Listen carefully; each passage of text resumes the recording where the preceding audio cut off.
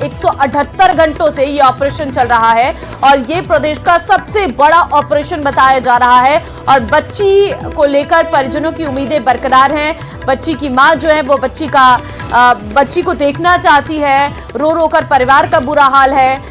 मासूम जो खेल रही थी वो अचानक से बोरवेल में गिर जाती है और बोरवेल में गिरने के बाद से अभी तक बच्ची को नहीं निकाला गया है। 178 घंटे आप समझ सकते हैं, 6 दिन लग गए हैं, लेकिन उसके बाद भी बच्ची को बाहर नहीं निकाला जा सका है। हालांकि तमाम प्रयास किए गए लेकिन बच्ची तक कोई भी रेस्क्यू दल नहीं पहुंच पाया। तो रोते बेलखते ये परिजन, ये मां है बच्ची की जो लगातार अपनी बच्ची का इंतजार कर रही है। चट्टान जो पत्थर जो निकल रहा है, जिसकी खुदाई डिगिंग चल रही, उसकी जो है नेचर कैसी है, वो कोई मतलब जो है सॉफ्ट रॉक नहीं है, वो बिल्कुल सॉलिड और हार्ड रॉक है। सर एक छोटा सा सवाल कि 1 फीट तक को जो पत्थर की कटाई करते हैं, कितना टाइम लग रहा है लगभग उसमें? 1 इंच काटने में लगभग आधा घंटा का टाइम लग रहा है। तो 1 फीट की आप समझ सकते हैं कि मतलब एक्चुअल में क्या है कि यदि हम पहले खुदाई करते और ये चट्टान नहीं होती तो हमको 2 फीट का डाया लेके चलना था। योगेश सर, एक चीज और, क्योंकि आप लोग रात दिन इस तरीके के रेस्क्यू वगैरह करते रहते हैं, क्या आप लोगों को अंदाजा नहीं था कि अंदर की साइड है काफी ज्यादा, जो कि पूरा माइनिंग एरिया है, सबसे बड़ा एशिया का प्लांट यहाँ पे सीमेंट का लगा हुआ है, क्या आप लोगों को अंदाजा नहीं था कि यहाँ पे जो सॉलिड स्टोन आ सकते हैं, रॉक आ सकती है, जिससे निपटने के लिए जो कह सकते हैं कि हाई टेक्नोलॉजी वाले जो हथियार माफ कीजिएगा, जो टेक्नोलॉजी वाले जो उपकरण होते हैं वो यूज करने चाहिए, या फिर क्योंकि पहले से इस चीज की व्यवस्था होती तो शायद डिले कम होती? देखो 150 फीट तक तो इसमें मिट्टी सैंड है, उसके बाद पत्थर स्टार्ट होता है। जैसा कि पाइलिंग मशीन काट के ला रही थी तो वो पत्थर काट के ला रही थी, साथ में डस्ट भी ला रही थी। वो डस्ट पत्थरों की डस्ट थी। इतना सॉलिड रॉक होगा ये कह नहीं सकते थे। दूसरा ये कि आगे विक्टिम फंसा हुआ है, आगे बच्चा फंसा हुआ है, आप ब्लास्टिंग कर नहीं सकते। जो भी माइनर्स होते हैं, जो भी माइनिंग करते हैं, वो ब्लास्टिंग से करते हैं। इसी एरिया में भी ब्लास्टिंग होती है। ब्लास्टिंग कर दोगे, वाइब्रेशन होगा तो ये 700 फीट गहरी बोरवेल है। यदि बच्चा नीचे निकल गया तो इसका जवाबदार कौन होगा? यदि जो है कोई भी कारण से उसको कोई चोट लग गई तो उसका जवाबदार कौन होगा? तो ये सब चीजें सोच के जो है ब्लास्टिंग कर नहीं सकते, बड़ा कोई जो है बड़ा मशीनरी लगा नहीं सकते जो प्रेशराइज करे उस चीज को, और हो सकता है एरिया को तोड़ दे, हो सकता है उस एरिया को कोलैप्स कर दे।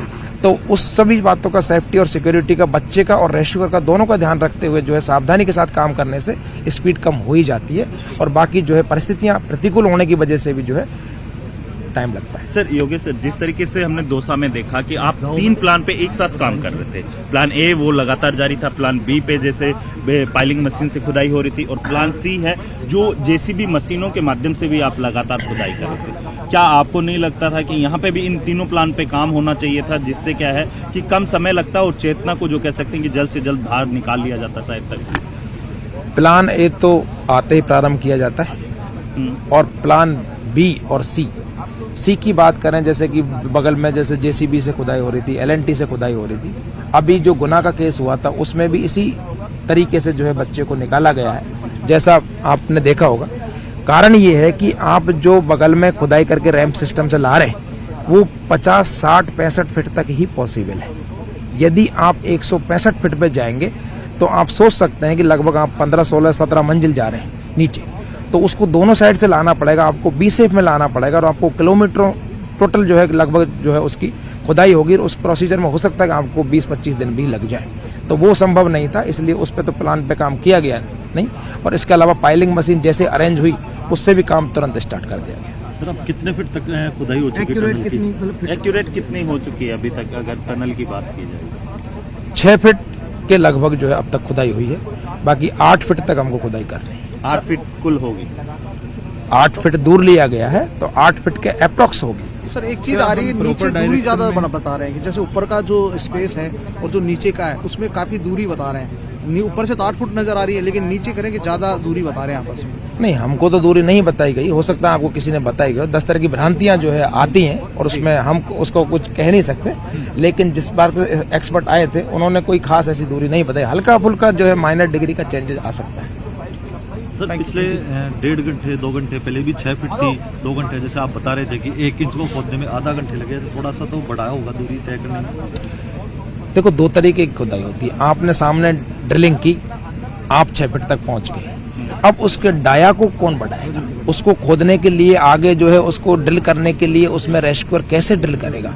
उसके लिए उसको लगभग जो है 3 फीट चौड़ा जो है डाया, हम 600 mm पे काम कर रहे थे पहले, अभी हम 900 mm पे काम कर रहे हैं। पहले प्लान था कि 600 mm पे काम करेंगे। मिट्टी में कोई दिक्कत नहीं है, लेट के आदमी खोद सकता है, लेट के आदमी जो है मिट्टी को निकाल सकता है। लेकिन यदि स्टोन की ड्रिलिंग करनी है तो उसके लिए पावर चाहिए, उसको या तो नीलिंग पोजीशन में या किसी तरीके से, तो उसके लिए हमको 600 की जगह 900 mm का डाया लेना पड़ा। स्टार्टिंग में तो हमने 950 mm 1000 mm का डाया लिया। क्यों? कि जिससे हम प्रॉपर खुदाई कर सकें। यदि आप एक छोटी सुरंग बनाना को लेट के, तो आगे वो खोदना पॉसिबल नहीं होगा। ये कारण समय लगने का कारण है। एक तो जो है एरिया बढ़ाना, जो 2 फीट की जगह हमने 3 फीट कर लिया, 600 की जगह 900 कर लिया, और साथ ही जो है चट्टान आना। सर, भीलवाड़ा और खेतड़ी से आपने जो हाई टेक्निक उपकरण किशनगढ़ मंगवाए से भी थे, आपने क्या कई उसका हाई टेक्निक बेनिफिट उपकरण मिला, उसमें सहूलियत मिली आपको रेस्क्यू में? वो जो उपकरण मंगवाए थे ये चेक करने के लिए मंगवाए थे कि क्या हम जो है सही दिशा में बढ़ रहे हैं, क्या हम कहीं भटक तो नहीं गए हैं। हल्का सा चेंजेस भी काफी लंबा चेंजेस हो सकता है, काफी दिक्कत कर सकता है, पैदा कर सकता है। इसलिए इसको क्रॉस चेक करवाने के लिए हमें सभी विधियां यूज की। हमने 3 जगह से बुलाए माइनिंग वाले और उनके इंजीनियर से चेक करवाया। उन्होंने कहा कि आप सही दिशा में बढ़ रहे हैं। यहाँ लोकल मिस्त्री बुलाए जो गुणिया मिलान करते हैं, उन्होंने भी बताया कि आपका डायरेक्शन सही है। तो ये हम 3-4 तरीके से क्रॉस चेक किया कि हम जब इतना धीरे धीरे बढ़ पा रहे हैं इन दिक्कतों के कारण, तो हम क्यों ना उसको क्रॉस चेक करवा लें, हमारे पास टाइम। उम्मीद की जा सकती है कि आज रेस्क्यू ऑपरेशन अपने हाँ, उम्मीद कर सकते हैं कि हम उसकी तरफ बढ़ रहे हैं, टारगेट की तरफ। Thank you sir. Thank you sir.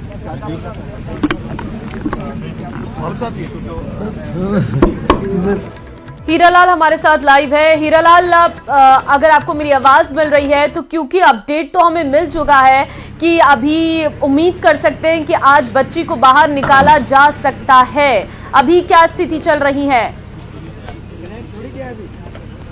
जी बिल्कुल, मैं बताना चाहूंगा कि 177 घंटे से ज्यादा का समय बीत चुका है, लगातार रेस्क्यू ऑपरेशन जारी है। जिस प्रकार से अभी जो एनडीआरएफ के असिस्टेंट कमांडेंट योगेश कुमार ने बताया कि उनका ऑपरेशन है लगातार जारी है। जो नीचे ऑपरेशन को अंजाम देने वाले जवान है, उस चट्टान को जो हार्ड रॉक है उसको काटने के लिए लगातार वो प्रयासरत हैं। और जिस प्रकार की जो चुनौतियां उनके सामने आ रही है उनका सामना भी वो कर रहे हैं, क्योंकि उनके सामने जो फर्स्ट प्रायोरिटी है बच्ची को, जो विक्टिम है, जो बच्ची उसमें फंसी हुई है 163 फीट की गहराई में फंसी हुई है, उसको बाहर निकालने की जो कोशिश है वो लगातार जारी है। तस्वीरों में मैं दिखाना चाहूंगा कि वो जो पाइलिंग के जरिए जो 170 फीट का जो गड्ढा खोदा गया था उसमें ऑक्सीजन पाइप पहुंचाया जा रहा है, क्योंकि नीचे लगातार जो रेस्क्यू ऑपरेशन में जो जवान जुटे हुए हैं उनको किसी प्रकार की परेशानी नहीं हो। जो जवान वहां थक जाते हैं, वो जब बाहर उनको लाया जाता है, तो मैं तस्वीरों में ये भी दिखाऊंगा किस प्रकार से, क्योंकि नीचे का जो जितनी चुनौतियां हैं, जो परेशानियां हैं, उनको यहाँ बाहर लाया जाता है, उनको अलाव के पास बैठाया जाता है ताकि उनको सर्दी से बचाया जा सके, क्योंकि नीचे जो गर्मी है अचानक से वो ऊपर आता है, क्योंकि मौसम बड़ा ठंडा है। माइनस जो तापमान है वो काफी माइनस में जा रहा है, ओस भी गिर रही है, अभी जो काफी धुंध है, तो उनको किसी प्रकार का जो मौसम में जो परिवर्तन हो रहा है उसकी वजह से उनको दिक्कत नहीं हो, तो अलाव के पास बैठा है ताकि उनको गर्मी महसूस हो। साथ ही उनको दूध पिलाया जाता है। लगातार जो रेस्क्यू ऑपरेशन है, पाइलिंग मशीन यहाँ एहतियात के तौर पर खड़ी कर रखी है, क्योंकि जब जो खुदाई होती है और जो मिट्टी नीचे जमा हो जाती है, उस मिट्टी को निकालने के लिए इस पाइलिंग मशीन के जरिए उस मिट्टी को बाहर निकाला जाता है। साथ ही जो भीलवाड़ा, खेतड़ी और अजमेर से जो उपकरण मंगवाए गए थे ताकि जो टनल की खुदाई की जा रही है वो सही डायरेक्शन में जाए, किसी प्रकार 1-1 इंच जो उनके लिए खुदाई का जो कार्य किया जा रहा है वो गलत दिशा में नहीं जाए, ताकि बच्ची तक तुरंत से जल्द तुरंत पहुंचा जाए और इस रेस्क्यू ऑपरेशन को जल्द से जल्द समाप्त किया जाए, यही उनकी प्रायोरिटी है। इसलिए उन्होंने बाहर से उपकरण भी मंगाए थे। माइनिंग जो अधिकारी है, माइनिंग इंजीनियर है, एक्सपर्ट है, उनको भी यहाँ बुलाया था, उनसे भी चर्चा की थी, किसी प्रकार की जो लापरवाही नहीं हो। जिस प्रकार से हमने देखा कि 177 घंटे से लगातार जो खुदाई का कार्य है, क्योंकि 7 दिन पूरे हो चुके हैं, 8वां दिन चल रहा है, तो और समय नहीं लगे, आज इस रेस्क्यू ऑपरेशन को ये समाप्त कर सके, ये तमाम कोशिशें इन अधिकारियों द्वारा की जा रही है। जी ठीक है, लगातार रेस्क्यू ऑपरेशन चल रहा है। परिवार वालों से कोई बातचीत हो पाई है आपकी?